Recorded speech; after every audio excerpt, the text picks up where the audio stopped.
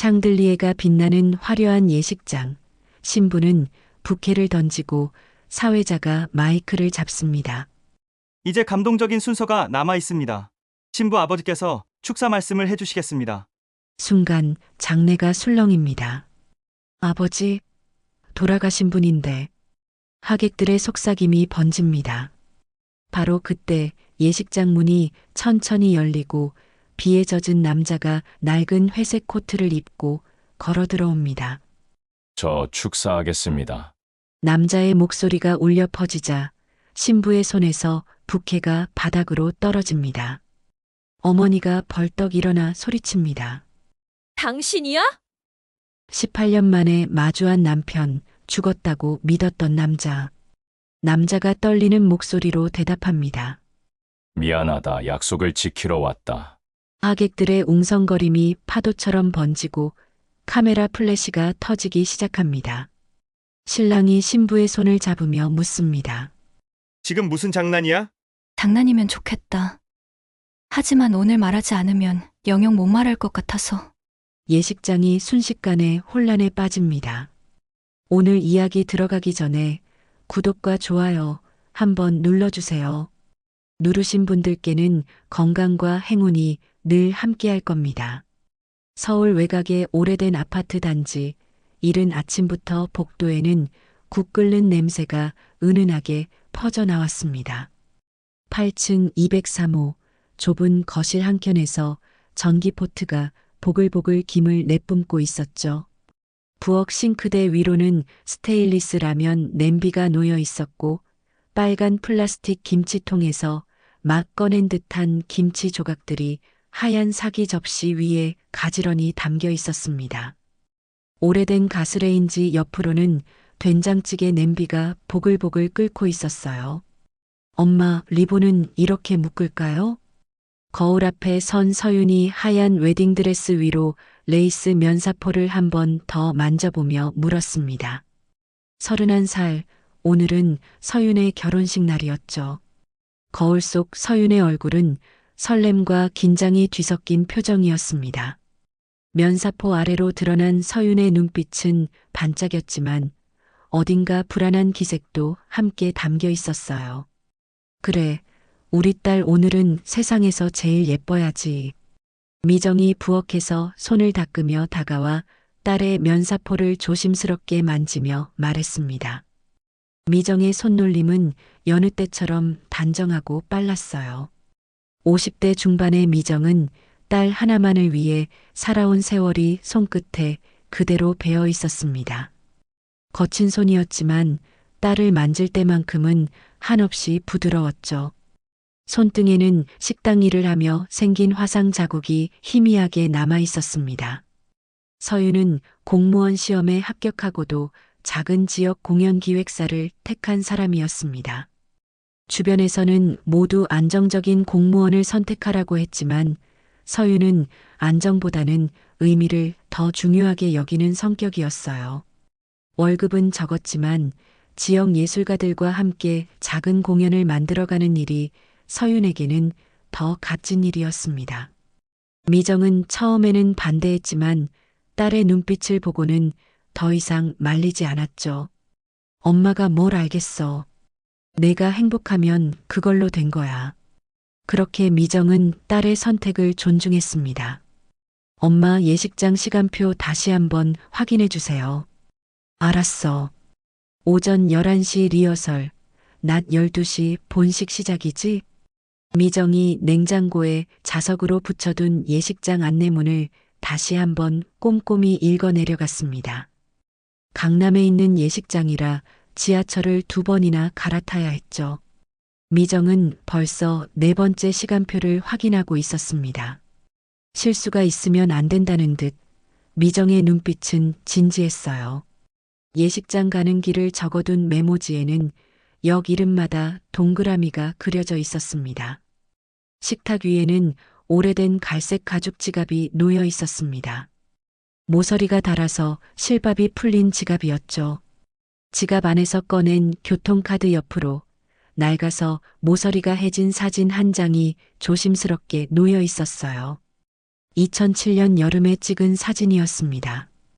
흑백에 가까울 정도로 빛이 바랜 사진 속에는 미정과 어린 서윤, 그리고 두 사람 사이에 팔을 둘러준 남자가 서 있었죠. 서윤의 아버지 성호였습니다. 사진 속 성호는 환하게 웃고 있었어요. 키가 크고 어깨가 넓은 남자였습니다. 검은 반팔 티셔츠를 입고 있었고 한 손으로는 어린 서윤의 어깨를, 다른 한 손으로는 미정의 허리를 감싸고 있었죠. 배경은 놀이공원이었습니다. 흐릿하게 회전목마가 보였어요. 사진 뒷면에는 흐릿한 볼펜 글씨로 이렇게 적혀 있었습니다. 약속은 지킨다. 서윤은 그 사진을 오랫동안 바라보다가 천천히 수첩 안쪽 주머니에 조심스럽게 넣었습니다. 아버지를 기억하는 것은 이 사진뿐이었죠. 서윤이 13살이던 해 성호는 공장 화재 사고로 세상을 떠났습니다. 정확히는 그렇게 알려졌었죠. 시신도 제대로 찾지 못했고 미정은 빈관으로 장례를 치렀습니다. 화장터에서 미정은 텅 빈 관 앞에서 하루 종일 울었어요. 그 이후 미정과 서윤은 반지하 새방에서 시작해 여기까지 왔습니다. 미정은 식당 설거지부터 청소, 야간 편의점, 아파트 경비까지 안 해본 일이 없었습니다. 겨울에는 새벽 4시에 일어나 제설 작업을 했고 여름에는 땀띠가 온몸에 나도록 청소 일을 했죠. 서윤이 대학에 들어가던 날 미정은 처음으로 딸 앞에서 울었습니다. 엄마, 이제 괜찮아요. 제가 장학금 받아서 다닐게요. 아르바이트도 할게요. 아니야, 우리 딸은 아르바이트 안 해도 돼. 엄마가 다 할 수 있어. 미정은 딸이 공부에만 집중하길 바랐습니다. 자신처럼 고생하는 모습을 보고 싶지 않았죠. 그렇게 미정은 딸 하나만 보고 달려왔습니다. 그리고 오늘 드디어 딸의 결혼식 날이었어요. 신랑 민재는 서윤보다 2살 많은 건축회사 과장이었습니다. 성실하고 다정한 사람이었죠. 미정은 민재를 처음 봤을 때부터 마음에 들었습니다. 서윤은 거울 속 자신을 보며 작게 중얼거렸습니다. 아빠, 오늘이라도 축하해 주시면 좋을 텐데. 목소리가 떨렸습니다. 눈시울도 붉어졌죠. 서윤은 아버지의 얼굴을 또렷하게 기억하지 못했습니다. 다만 큰 손으로 자신의 머리를 쓰다듬던 감촉, 담배 냄새 섞인 아버지의 채취, 낮고 따뜻한 목소리만이 희미하게 남아 있었어요. 그러나 곧 고개를 저었습니다. 아니지. 그런 욕심은 이제 버려야지. 우리에게 아빠는 오래전에 끝났으니까. 미정이 딸의 어깨를 토닥였습니다. 괜찮아. 엄마가 있잖아. 오늘은 내가 제일 행복한 날이야. 서윤은 엄마의 손을 꼭 잡았습니다. 두 사람의 눈가가 조금 붉어졌지만 금방 웃음을 되찾았죠. 오늘은 울면 안 되는 날이었으니까요. 미정은 딸의 뺨에 묻은 눈물 자국을 손가락으로 살짝 닦아주었습니다. 아침 햇살이 거실 창문을 통해 들어왔습니다. 먼지가 햇빛 속에서 반짝이며 춤을 췄어요. 낡은 소파 위로 빛이 쏟아졌고 벽에 걸린 서윤의 졸업사진이 환하게 빛났습니다. 평범하지만 따뜻한, 그렇게 서윤과 미정의 결혼식 날 아침이 시작되고 있었습니다. 강남 중심가의 예식장은 화려했습니다. 입구부터 높은 천장까지 이어진 크리스털 샹들리에가 눈부시게 빛났고 복도 양옆으로는 하얀 장미와 백합이 가득 장식되어 있었어요. 대리석 바닥은 광이 나서 천장의 불빛을 그대로 반사했죠. 예식장 문을 열고 들어서는 순간 미정은 잠시 숨이 멎는 듯 했습니다. 평생 이런 곳에 와본 적이 없었으니까요. 반지하 새방에서 시작해 이제 겨우 15평 아파트에 사는 미정에게 이곳은 다른 세상처럼 느껴졌습니다. 어머니, 이쪽으로 오세요. 신랑 측 담당자가 공손하게 미정을 안내했습니다. 젊은 여성이었는데 단정한 정장에 머리를 깔끔하게 올린 모습이었어요. 미정은 빌려온 연두색 한복 치마를 살짝 들어 올리며 조심스럽게 걸었습니다. 구두 굽이 높아서 걷기가 불편했지만 내색하지 않으려 애썼어요. 평소에는 운동화만 신고 다니던 미정이었죠. 예식장 안은 이미 하객들로 가득 차 있었습니다. 신랑 측은 대부분 정장을 차려입은 회사 동료들과 친척들이었고, 여성들은 화려한 원피스와 구두를 신고 있었어요. 신부 측은 서윤의 대학 동기들과 공연기획사 직원들이 대부분이었죠. 캐주얼한 옷차림의 젊은이들이 많았습니다. 숫자로 보면 신랑 측이 훨씬 많았어요. 미정은 자리에 앉으며 조용히 한숨을 내쉬었습니다. 서윤에게 친척이라곤 미정뿐이었고 초대할 사람도 많지 않았으니까요. 신부 대기실에서 서윤은 마지막 화장 손질을 받고 있었습니다. 메이크업 아티스트가 립스틱을 한 번 더 발라주며 말했어요. 신부님, 정말 아름다우세요. 오늘 최고로 예쁘실 거예요. 감사합니다. 서윤의 목소리는 떨렸습니다. 긴장 때문이었죠.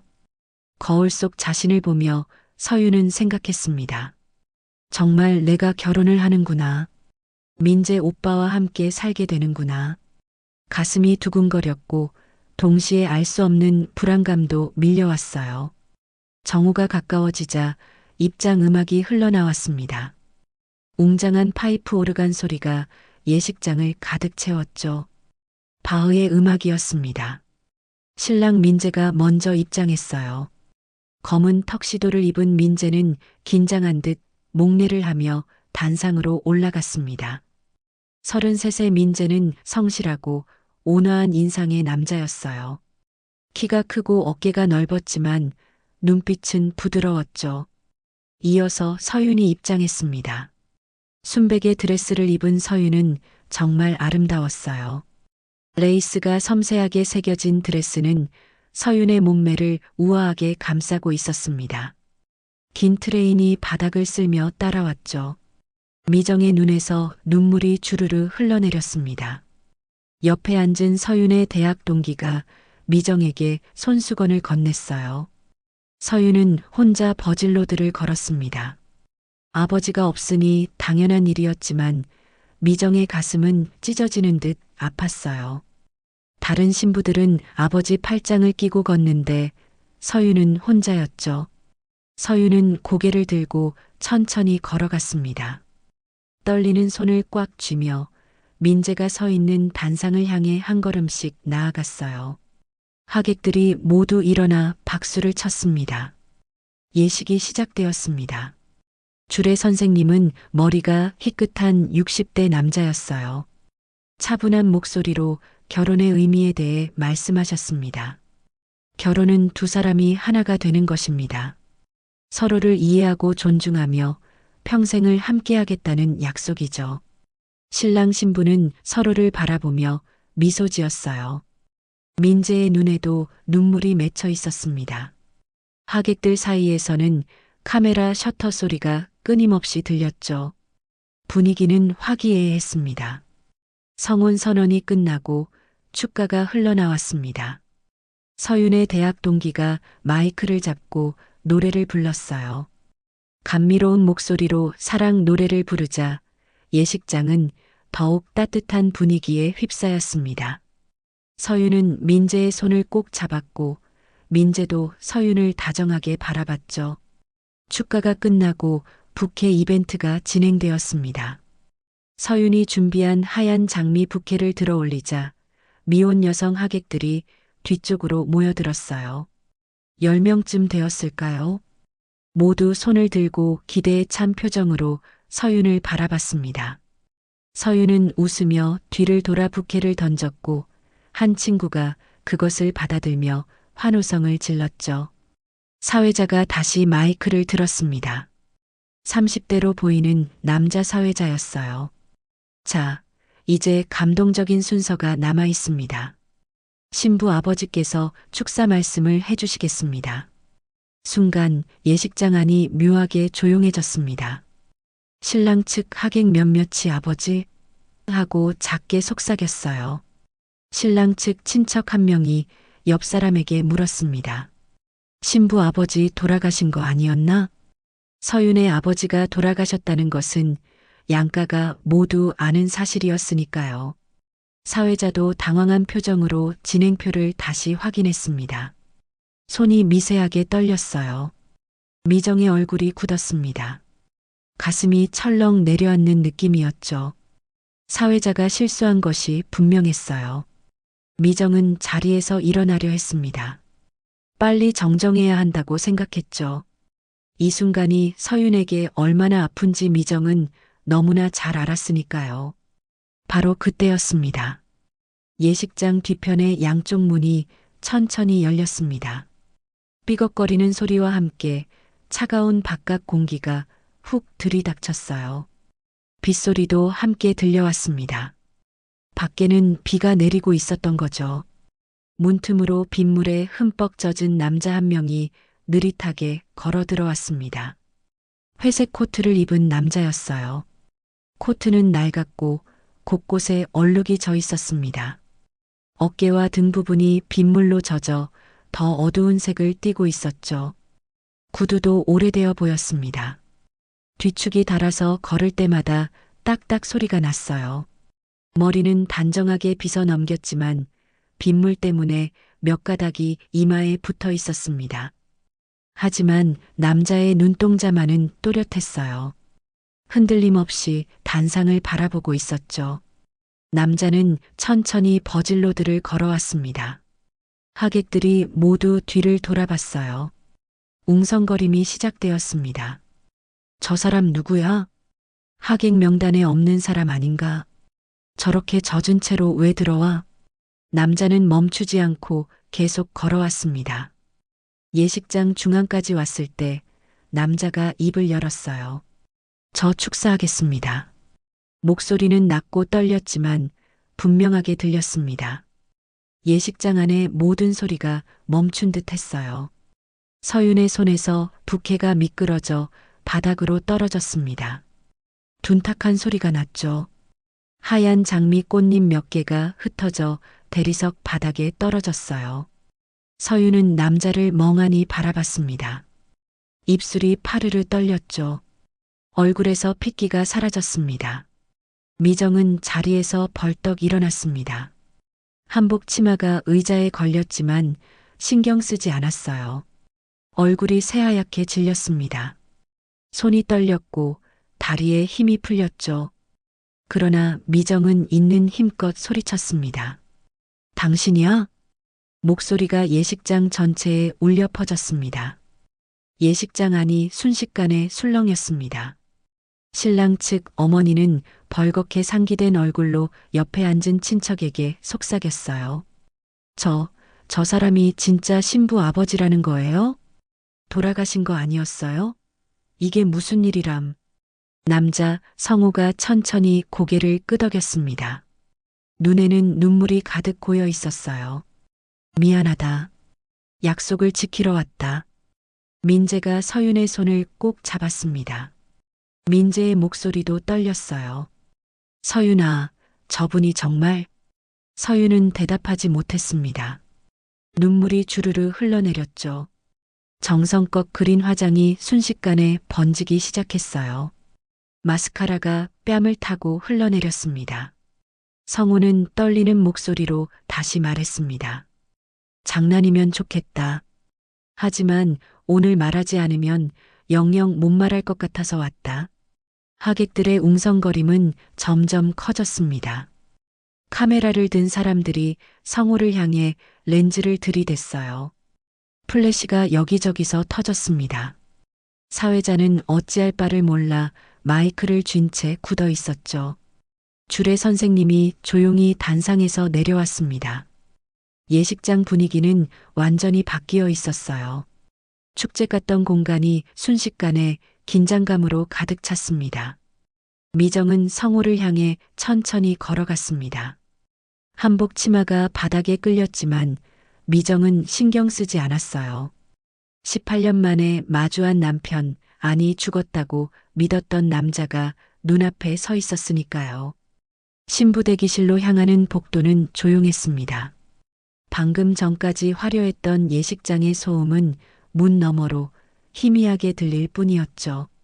서윤은 드레스 자락을 붙잡으며 비틀거렸고 민재가 서윤의 팔을 붙들었어요. 미정과 성우는 말없이 뒤를 따랐습니다. 예식장 직원들이 당황한 표정으로 그들을 바라봤지만 아무도 말을 걸지 못했죠. 대기실 문이 닫히자마자 공기가 무겁게 가라앉았습니다. 밝은 조명 아래서도 방 안은 답답하게 느껴졌어요. 미정은 의자에 주저앉았습니다. 다리에 힘이 완전히 풀린 것이었죠. 손은 계속 떨렸고 입술은 바짝 말라 있었습니다. 죽었다는 말을 믿고 18년을 버텼어. 당신 장례도 치렀어. 빈관 앞에서 하루 종일 울었다고. 미정의 목소리는 떨렸습니다. 분노와 슬픔이 뒤섞인 목소리였죠. 어떻게 살아 있었는데 돌아오지 않았어? 어떻게 우리를 버릴 수 있었어? 성우는 벽에 기대어 섰습니다. 젖은 코트에서 물이 뚝뚝 떨어졌어요. 바닥에 작은 물웅덩이가 생겼습니다. 성우의 얼굴은 핏기가 없었고 눈 밑에는 깊은 그림자가 져 있었죠. 18년이라는 세월이 성우를 완전히 다른 사람으로 만들어 놓은 듯 했습니다. 미안하다. 정말 미안해. 성우가 천천히 준비해 온 듯 말을 꺼냈습니다. 2007년 여름 우리 공장에서 화재가 났지. 그건 사고가 아니었어. 난 부도 때문에 죽은 게 아니야. 그럼 뭔데? 횡령을 파헤치다 덮어 씌워졌어. 방 안이 조용해졌습니다. 서윤은 의자 팔걸이를 꽉 쥐었어요. 민재는 서윤 옆에 무릎을 꿇고 앉았습니다. 성우가 이야기를 이어갔습니다. 공장은 당시 자금난에 시달리고 있었어. 그런데 회계장부를 확인하던 중 이상한 점을 발견했지. 투자금이 제대로 집행되지 않은 거야. 누군가 빼돌리고 있었어. 성우는 주머니에서 오래된 봉투를 꺼냈습니다. 봉투 안에는 카세트 테이프 하나가 들어 있었어요. 테이프 옆면에는 유성펜으로 207.8/통화라고 적혀 있었습니다. 이 테이프에는 당시 공장장과 누군가의 통화가 녹음돼 있어. 불을 내고 서류를 없애자던 대화지. 미정이 벌떡 일어났습니다. 그럼 불은 일부러 낸 거란 말이야? 그래. 증거를 없애기 위해서였어. 그리고 난 죽은 걸로 처리됐어. 성우의 목소리가 잠겼습니다. 눈물이 뺨을 타고 흘러내렸죠. 불이 났을 때 난 2층 사무실에 있었어. 서류를 들고 도망쳤는데 누군가 나를 쫓아왔어. 그들은 날 죽이려 했지. 난 필사적으로 도망쳤고 결국 강으로 뛰어들었어. 그 뒤로는 며칠 동안 숨어 지냈어. 신문에서 내가 화재로 사망했다는 기사를 봤지. 시신은 못 찾았다고. 그때 깨달았어. 누군가 날 죽은 사람으로 만든 거야. 서윤이 떨리는 목소리로 물었습니다. 그럼 왜 우리한테 연락하지 않으셨어요? 한 번이라도 살아있다고 말해주셨어야죠. 성우는 고개를 떨궜습니다. 그럴 수 없었어. 날 쫓던 사람들이 너희를 미끼로 쓸 게 뻔했으니까. 내가 살아있다는 게 알려지면 너희가 위험해져. 미정이 소리쳤습니다. 그래도 한 번은 왔어야지. 딸이 얼마나 아빠를 그리워했는지 알아?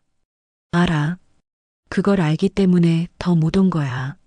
성우가 테이블에 테이프와 함께 다른 서류들을 꺼내 놓았습니다. 낡고 구겨진 종이들이었어요. 공장 장부 사본이었습니다. 이것들을 들고 18년을 숨어 살았어.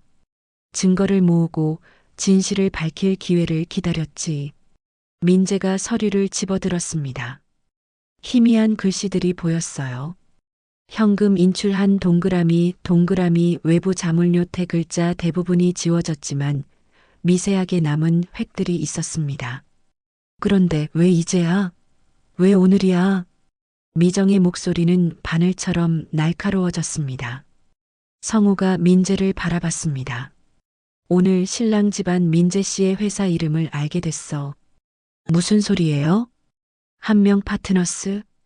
그 이름이 당시 우리 공장 회생 투자에 들어온 회사 이름과 똑같아. 방안이 순식간에 얼어붙었습니다. 민재의 얼굴이 하얗게 질렸어요. 그게 무슨 뜻이에요? 결혼 청첩장을 받고 신랑 측 정보를 확인하던 중 알게 됐어. 신랑 아버지가 한명 파트너스 대표라는 것을. 당시 우리 공장을 무너뜨린 사람들과 연결돼 있다는 거지. 서윤이 민재의 손을 뿌리쳤습니다. 민재 오빠, 이게 사실이에요? 나도 몰랐어. 아버지 회사가 그런 일에 연루됐는지. 바로 그때 대기실 문 너머에서 발걸음 소리가 들렸습니다. 누군가 멈춰 섰어요. 문고리가 천천히 돌아갔습니다. 미정이 재빠르게 문을 벌컥 열었습니다. 문 앞에 정장을 차려입은 60대 남자가 서 있었습니다. 회색 정장에 금색 넥타이 핀을 한 남자였죠. 인상은 날카로웠고 눈빛은 차가웠습니다. 신랑 측 아버지 한태성 대표였어요. 한태성은 방안을 천천히 둘러봤습니다. 테이블 위에 테이프와 서류들, 그리고 성우를 번갈아 보았죠. 그만하시죠. 한태성의 목소리는 낮고 침착했습니다. 구질구질한 과거로 우리 식장을 망치지 마십시오. 성우가 한태성을 똑바로 바라봤습니다. 두 사람의 시선이 공중에서 부딪혔어요. 당신이 한태성이군요. 그렇습니다. 그리고 당신은 죽은 사람이어야 하는데 왜 여기 살아서 계시죠? 한태성의 입가에 비웃음이 스쳤습니다. 차갑고 날카로운 미소였죠. 미정은 한태성을 노려봤습니다. 온몸이 떨렸지만 물러서지 않았어요. 당신이 내 남편을 죽은 사람으로 만들었어요? 부인, 흥분하지 마십시오. 증거도 없이 함부로 말씀하시면 곤란합니다. 한태성은 명함을 꺼내 테이블 위에 놓았습니다. 한명 파트너스 대표 한태성이라고 적혀 있었어요. 당시 화제는 수사가 종결된 사건입니다. 이미 끝난 일을 다시 들춰내봤자 아무 의미 없어요. 성우가 테이프를 들어 올렸습니다. 종결? 당신이 로비를 했겠지. 조서가 바뀌었고 내 이름이 용의선상에서 사라지는 대신 사망자로 분류됐어. 증거가 있습니까? 한태성의 눈빛이 차갑게 빛났습니다. 성우는 테이프와 서류를 테이블에 펼쳐놓았어요. 여기 다 있어.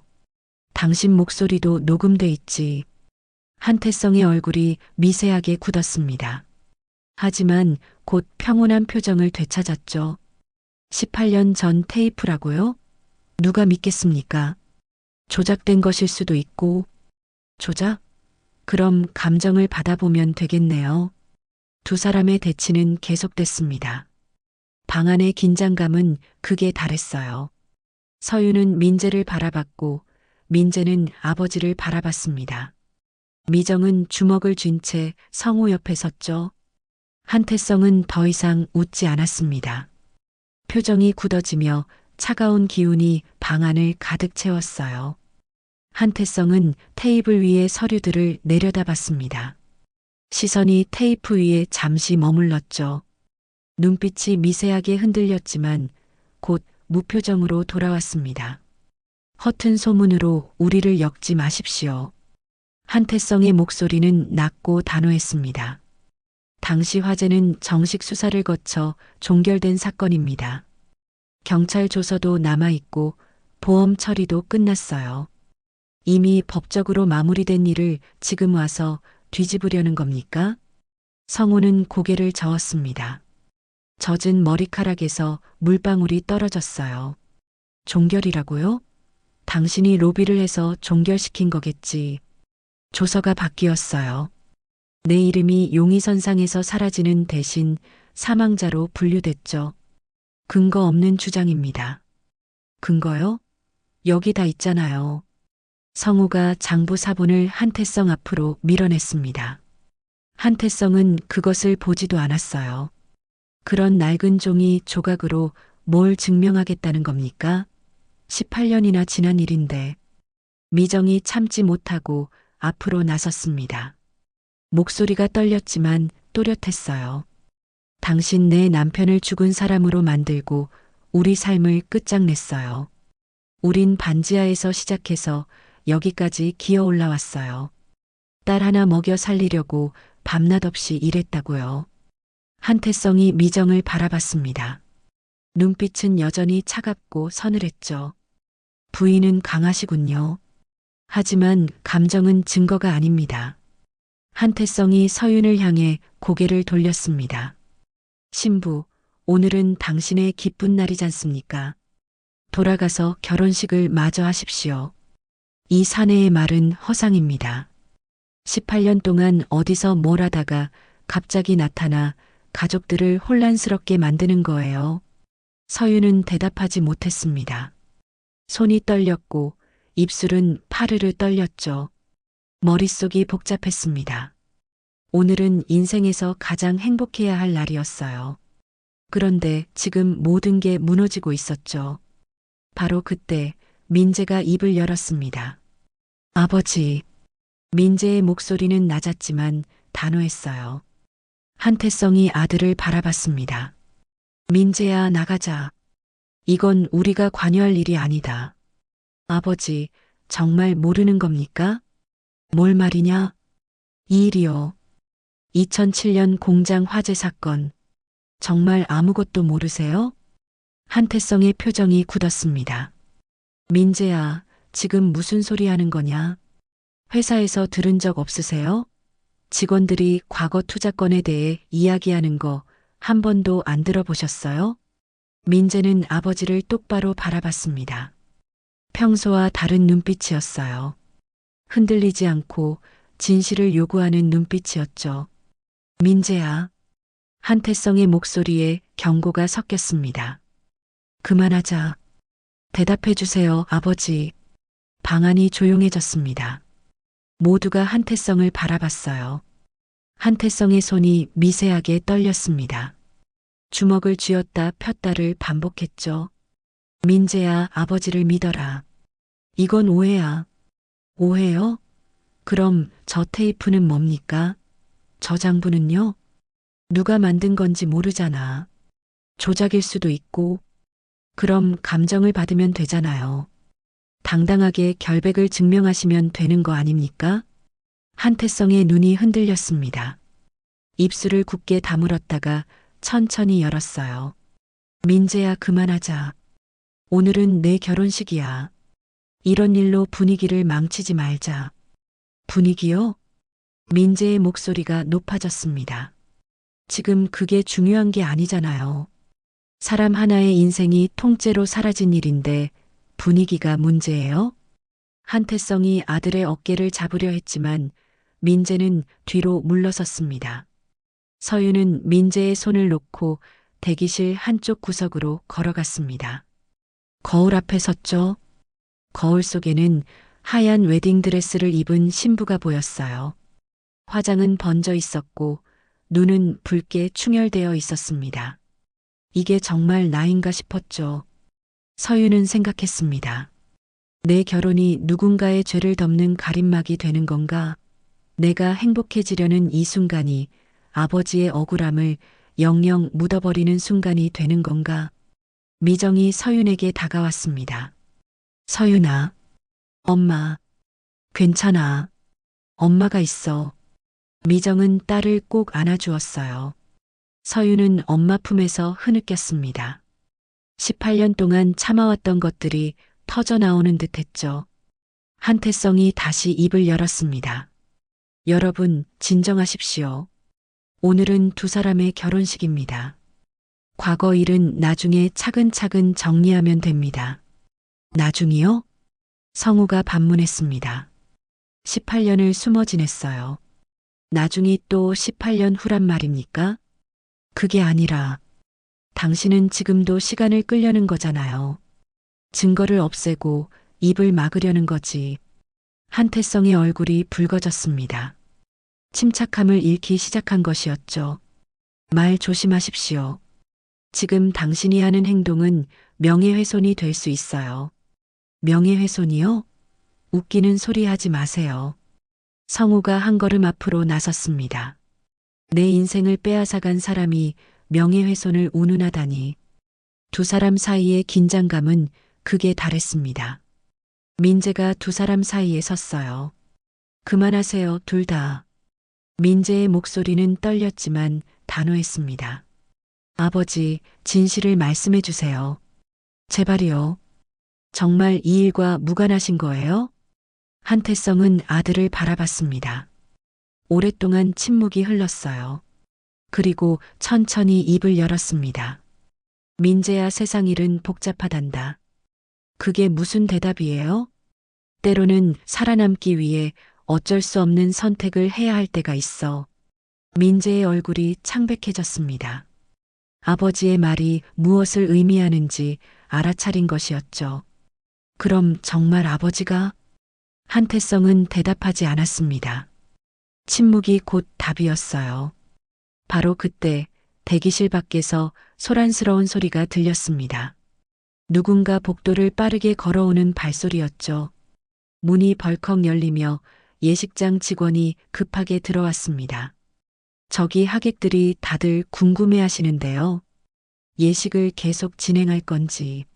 아무도 대답하지 않았습니다. 직원은 난처한 표정으로 서 있었어요. 서윤이 거울에서 시선을 떼고 천천히 돌아섰습니다. 눈빛은 결연했어요. 예식은 중단입니다. 서윤아. 미정이 놀라 딸을 불렀지만 서윤은 고개를 저었습니다. 엄마, 이렇게는 못해요. 진실을 덮고 행복해질 순 없어요. 서윤은 민재를 바라봤습니다. 민재도 서윤을 바라봤죠. 두 사람의 눈에는 눈물이 가득했습니다. 예식장 본관으로 돌아갔을 때 이미 예식은 중단되어 있었습니다. 샹들리의 불빛은 여전히 화려했지만 분위기는 완전히 달라져 있었어요. 하객들은 자리에서 일어나 여기저기 모여 수군거렸습니다. 신랑 측과 신부 측이 명확히 나뉘어 서 있었죠. 도대체 무슨 일이래? 신부 아버지가 살아계셨다면서? 18년 동안 어디 있었대? 소문은 빠르게 퍼졌습니다. 하객들이 핸드폰을 꺼내 사진을 찍기 시작했어요.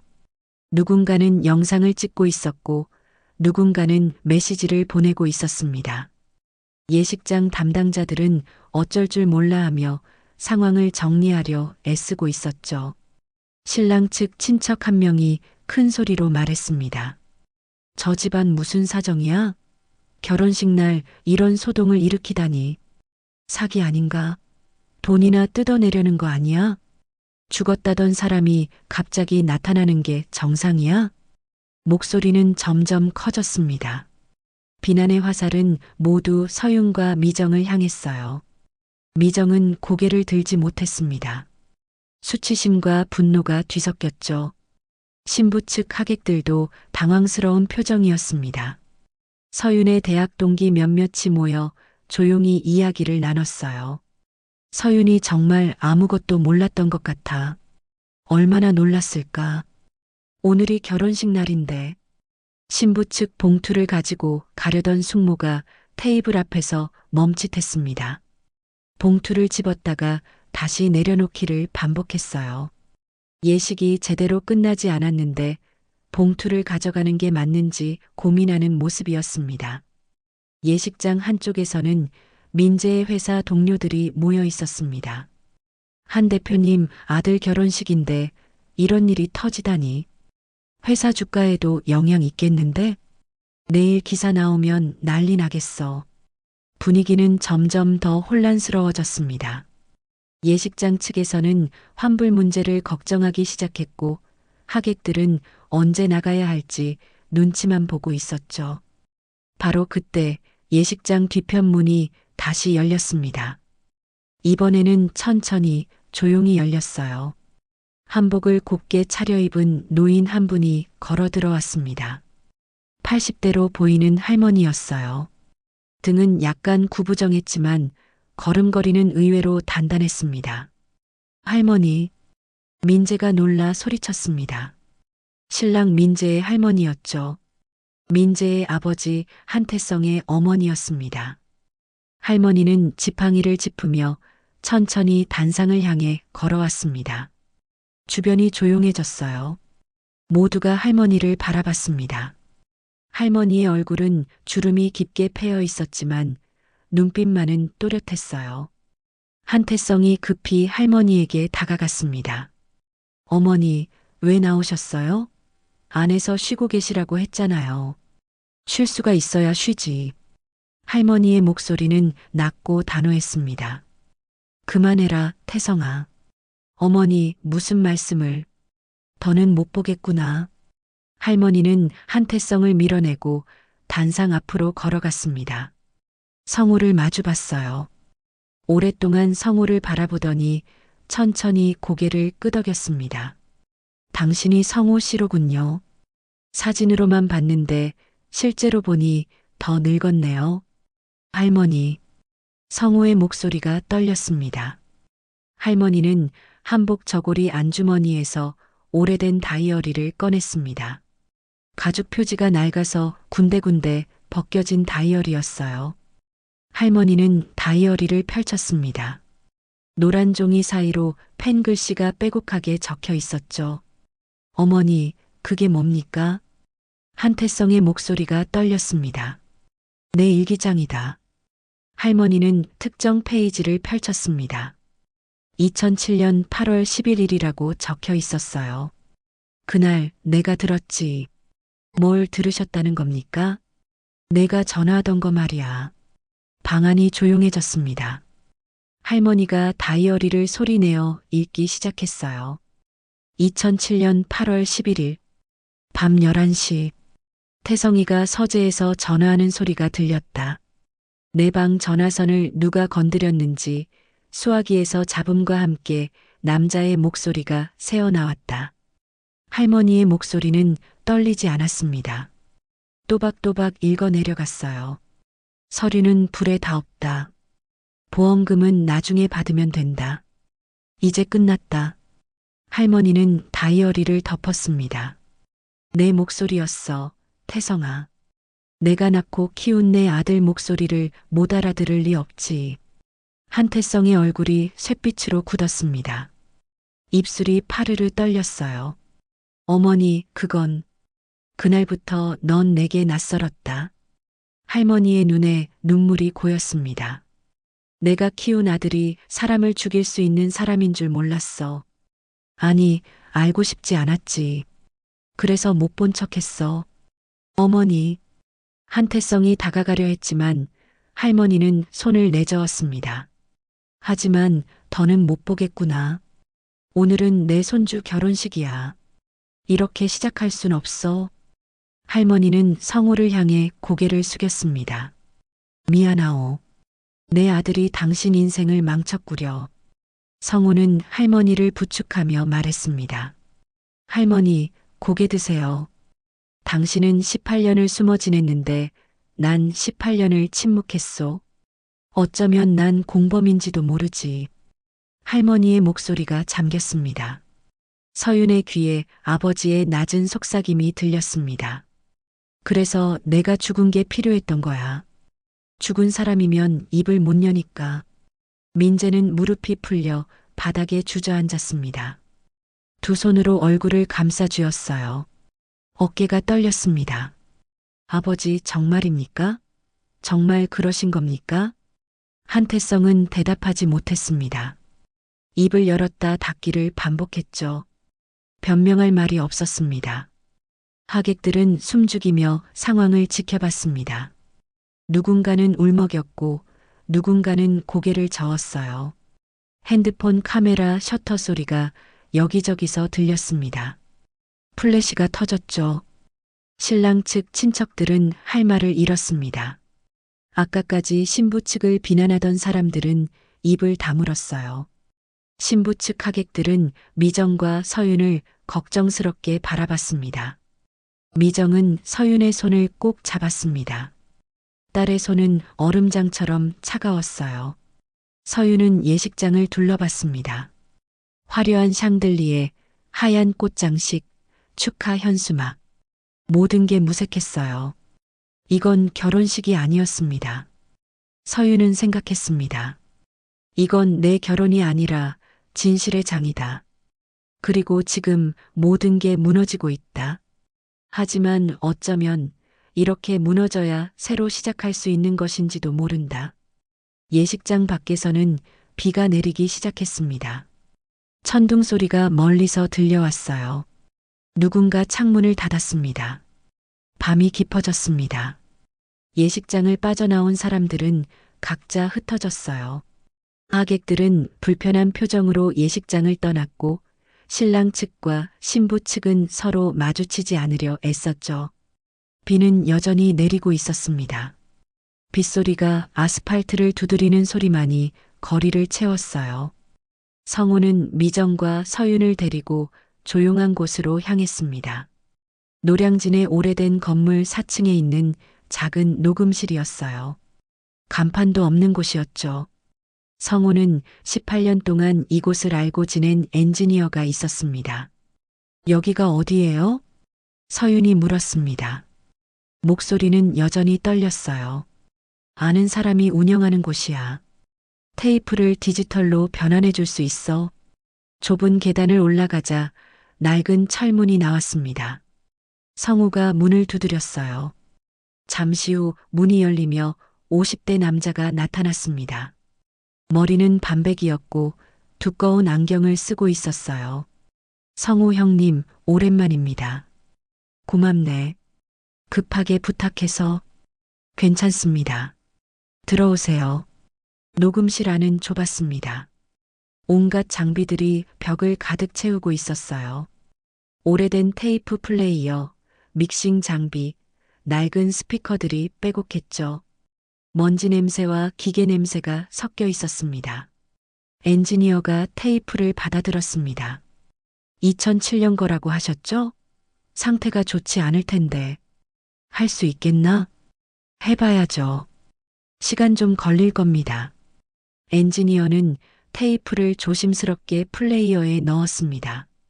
기계가 돌아가기 시작했어요. 지직거리는 소리가 났죠. 잡음이 심했습니다. 역시 상태가 안 좋네요. 잡음 제거부터 해야겠어요.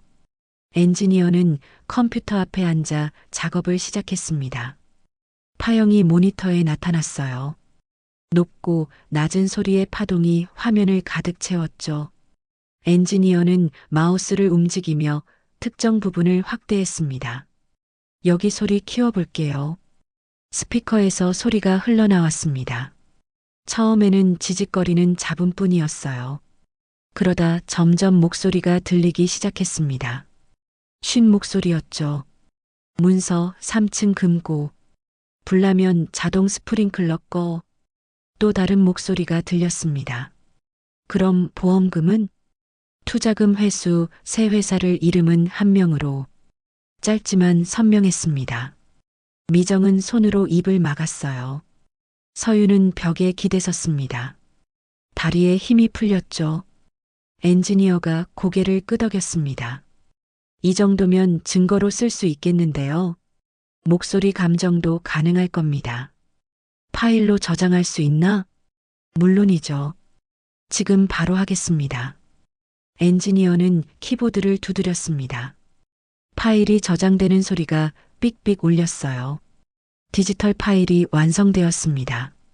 복사본 여러 개 만들어 드릴까요? 그래 주게. 성우는 의자에 앉았습니다. 긴장이 풀리자 갑자기 온몸에 힘이 빠졌어요. 18년을 기다려온 순간이었습니다. 미정이 성우 옆에 섰습니다. 오랫동안 남편을 바라보다가 조용히 물었어요. 이제 우릴 떠난 이유를 말해줘요.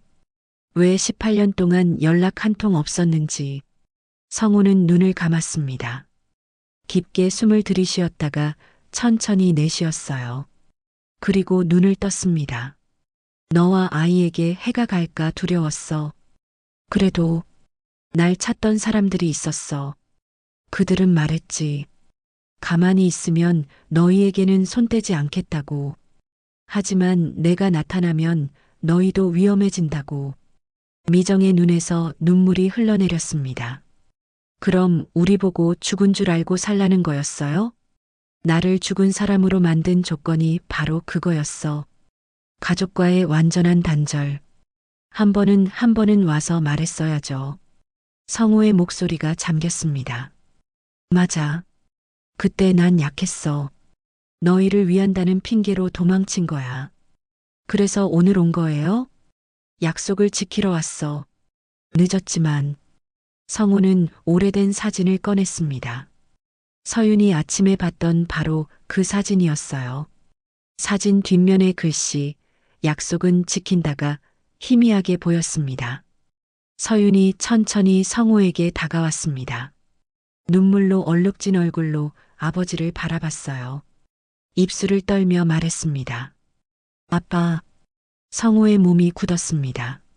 나는 오늘 처음 아빠라고 불렀어요. 서윤의 목소리가 떨렸습니다. 18년 동안 한 번도 아빠라고 부르지 못했어요. 죽었다고 믿었으니까. 그리운데 부를 수가 없었어요. 성우의 눈가가 젖었습니다. 눈물이 뺨을 타고 흘러내렸어요. 서윤아. 아빠가 살아계신 게 기쁜데 동시에 너무 화가 나요. 왜 진작 오지 않으셨냐고. 왜 우리를 혼자 두셨냐고. 미안하다. 하지만 이제는 알아요. 아빠도 힘드셨다는 거. 서윤은 아버지를 꼭 안았습니다. 성우도 딸을 안았어요. 미정이 두 사람을 끌어안았습니다. 18년 만에 다시 만난 가족이었죠. 엔지니어는 조용히 녹음실을 나갔습니다. 가족만의 시간을 주려는 배려였어요. 한참을 그렇게 있다가 서윤의 핸드폰이 울렸습니다. 메시지였어요. 민재에게서 온 것이었죠. 녹음 파일, 나한테도 보내줘. 아버지를 설득해 회사 내부 자료까지 가져오게 하겠어. 내가 이 일 끝내고 다시 내 앞에 설게. 서윤은 핸드폰을 꼭 쥐었습니다. 답장을 쓰려다 멈췄어요. 무슨 말을 해야 할지 몰랐습니다. 고마운지 미안한지 원망스러운지 알 수 없었죠. 하지만 마음 한편이 조금 가벼워졌습니다. 민재도 진실을 원하고 있었으니까요. 서윤은 거울에 비친 자신을 봤어요. 웨딩드레스는 구겨졌고 화장은 완전히 지워졌습니다.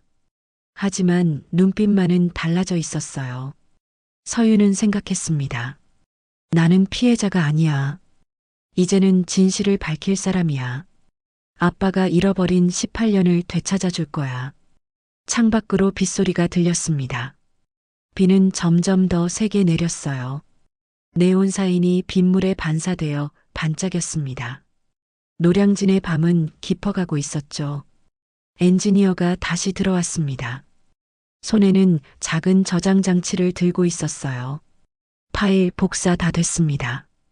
원본도 따로 보관해 드릴게요. 고맙네.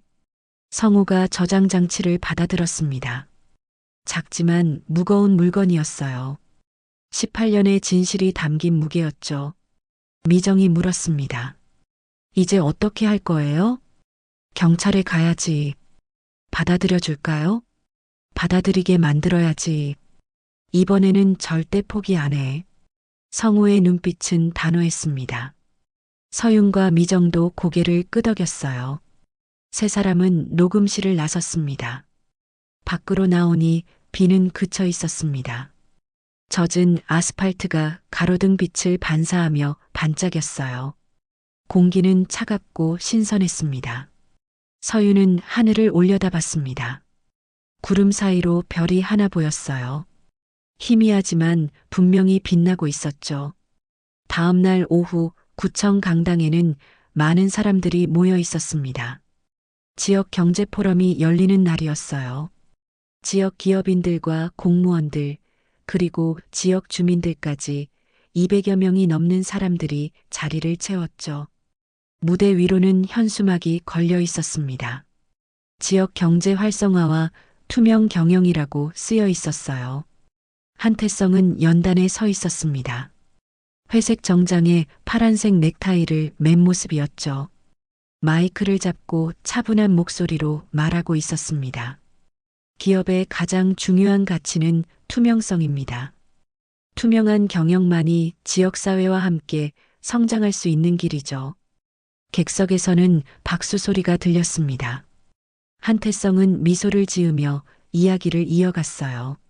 한명 파트너스는 지난 20년간 지역 기업에 투자하며 함께 성장해 왔습니다. 앞으로도 투명하고 정직한 경영으로. 바로 그때였습니다. 강당 뒤편의 스크린이 갑자기 번쩍이며 켜졌습니다. 한태성이 말을 멈췄어요.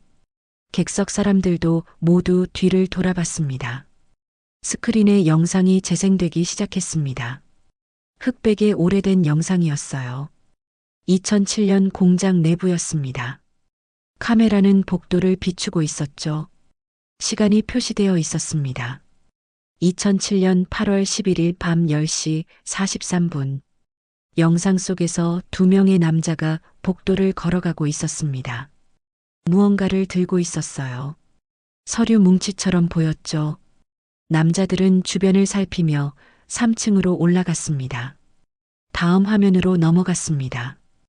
이번에는 장부 사본이었어요. 확대된 글씨가 보였습니다. 현금 인출 한태성 외부 자물료 태성 지워진 글씨를 복원한 것이었죠. 그리고 음성이 흘러나왔습니다. 스피커를 통해 강당 전체에 울려 퍼졌어요. 문서 3층 금고. 불나면 자동 스프링클러 꺼. 그럼 보험금은? 투자금 회수 새 회사를 이름은 한 명으로. 객석이 술렁이기 시작했습니다. 사람들이 웅성거렸어요. 저게 뭐야? 한태성 대표 목소리 아냐? 2007년이면 18년 전 일이잖아. 한태성의 얼굴이 창백해졌습니다. 마이크를 쥔 손이 떨렸어요. 이마에 땀이 맺히기 시작했죠. 강당 뒤쪽 문이 열렸습니다. 성우가 천천히 걸어 들어왔어요. 어제와 달리 깔끔한 정장을 입고 있었습니다. 미정과 서윤이 뒤를 따랐죠. 세 사람은 중앙 통로를 따라 단상을 향해 걸어갔습니다. 객석 사람들이 모두 세 사람을 바라봤어요. 누군가가 핸드폰을 꺼내 촬영하기 시작했습니다. 성우가 단상 앞까지 왔을 때 멈춰 섰습니다. 한태성을 똑바로 바라보며 말했어요. 한태성 대표, 18년 동안 숨긴 말, 이제 하시죠. 한태성은 대답하지 않았습니다. 입술만 파르르 떨렸어요. 당신이 2007년 공장 화재를 계획했다는 것, 횡령을 은폐하기 위해 불을 냈다는 것, 그리고 저를 죽은 사람으로 만들었다는 것. 객석이 더욱 시끄러워졌습니다. 기자들이 앞으로 몰려왔어요. 카메라 플래시가 터졌습니다. 저분이 누구예요? 화재로 죽었다던 사람 아니에요? 이게 무슨 일이람? 한태성이 처음으로 표정을 무너뜨렸습니다. 침착함이 완전히 사라졌어요. 목소리가 떨렸습니다. 그때는 말이 제대로 나오지 않았습니다. 한태성은 물 한 모금을 마셨어요. 손이 떨려서 물이 바닥에 흘렀습니다. 그때 난 살아남아야 했습니다. 살아남기 위해 사람을 죽였습니까? 법적으로는 죽이지 않았어요. 사람을 삶에서 지우는 것도 죽이는 겁니다. 성우의 목소리는 단호했습니다. 한태성이 연단을 붙잡고 섰습니다. 다리에 힘이 풀리는 듯 했어요. 투자자들이 목을 죄고 있었습니다. 공장은 부도 직전이었고 누군가 희생양이 필요했어요. 그래서 저를 선택한 겁니까? 당신이 장부를 뒤지고 있었으니까. 진실을 알면 모든 게 끝나는 거였어요. 객석에서 탄식 소리가 들렸습니다. 누군가는 고개를 저었고 누군가는 분노한 표정으로 한태성을 노려봤어요. 바로 그때 강당 옆문이 열렸습니다. 민재가 들어왔어요. 손에는 서류 뭉치를 들고 있었습니다. 민재는 단상으로 걸어가 아버지 옆에 섰죠. 민재야.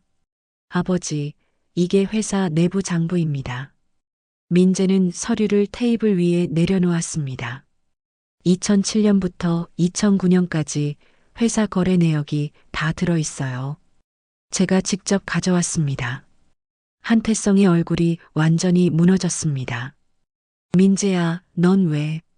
더는 못 보겠어요, 아버지. 민재의 목소리도 떨렸습니다. 눈에는 눈물이 가득했어요. 아버지가 잘못하신 걸 아들인 제가 덮어줄 순 없어요. 그게 정말 아버지를 위하는 길이 아니라는 걸 알았어요. 객석에서 박수 소리가 들렸습니다. 1명, 2명, 점점 더 많은 사람들이 박수를 쳤어요.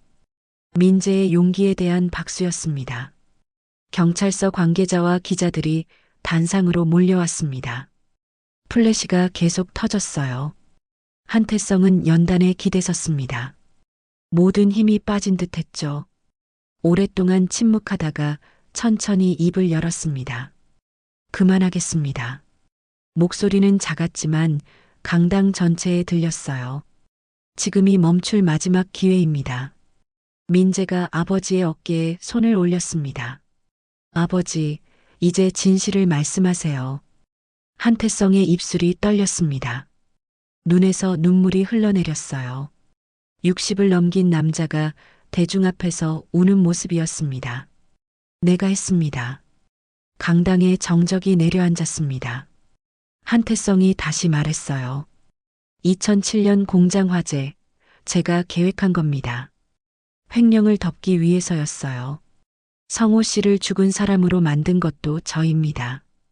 마이크를 통해 고백이 울려 퍼졌습니다. 18년 동안 숨기고 살았습니다. 미안합니다. 한태성은 고개를 깊이 숙였습니다. 연단에 이마를 댔어요.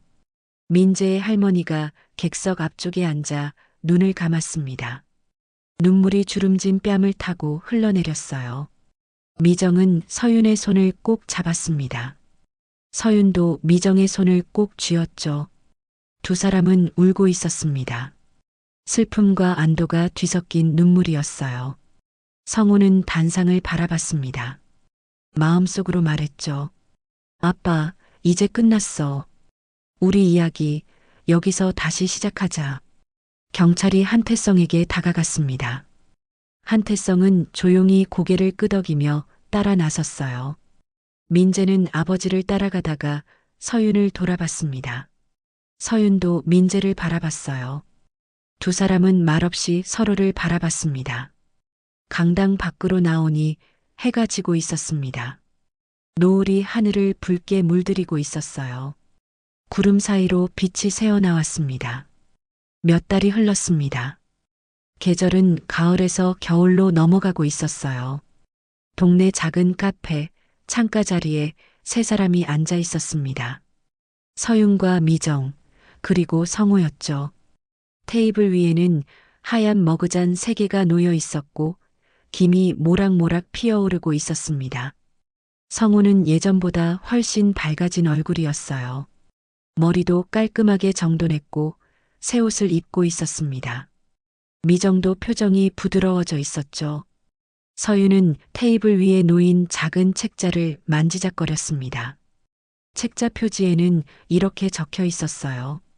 진실의 기록 2007년 여름 그리고 18년 흰 바탕에 검은 글씨로 인쇄된 소박한 표지였습니다. 100페이지 정도의 얇은 책이었죠. 드디어 나왔네요. 서윤이 책을 펼쳐보며 말했습니다. 이걸 오디오북으로 만들 거예요. 누군가의 억울함이 또 묻히지 않도록. 같은 일을 겪은 사람들에게 용기를 주고 싶어요. 미정이 따뜻한 미소를 지었습니다. 우리 딸 결국 자기 길을 찾는구나. 엄마 덕분이에요. 엄마가 포기하지 않고 버텨주셨으니까. 성호가 두 사람을 번갈아 보며 말했습니다. 고마워. 나 때문에 고생만 시켰는데. 이제 그런 말 하지 마세요, 아빠. 서윤은 자연스럽게 아빠라고 불렀습니다. 처음에는 어색했지만 이제는 익숙해졌어요. 성호는 매번 그 호칭을 들을 때마다 가슴이 벅찼습니다. 카페 문이 열리는 소리가 들렸습니다. 종이 딸랑거렸어요. 민재가 들어왔습니다.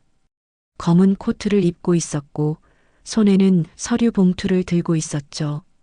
잠시 망설이다가 세 사람이 앉은 테이블로 다가왔습니다. 안녕하세요. 민재가 조심스럽게 인사했습니다.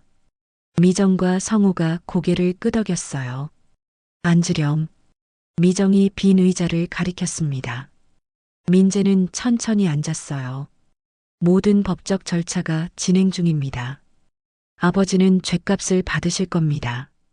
민재의 목소리는 낮았습니다. 회사도 정리 중이에요.